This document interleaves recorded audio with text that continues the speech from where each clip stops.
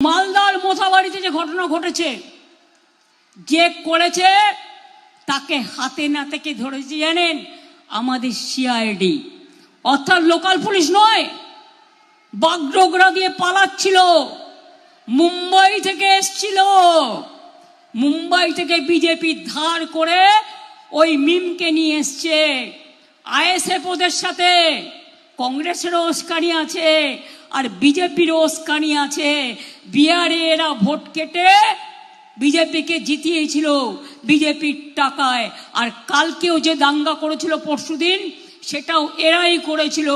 মনে রাখবেন, পরিকল্পনা করে, পরিকল্পিত করে এনআইএ আসার আগে আমাদের সিআইডি, যেটা এখনো আমি দেখি সেই সিআইডি ইলেকশন কমিশনের আন্ডারে পড়ে না, সেই সিআইডি তাকে গ্রেপ্তার করেছে বাগডোগরা থেকে আসল কালপ্রিটকে। বাংলার বদনাম করা, বাংলাকে অসম্মান করা,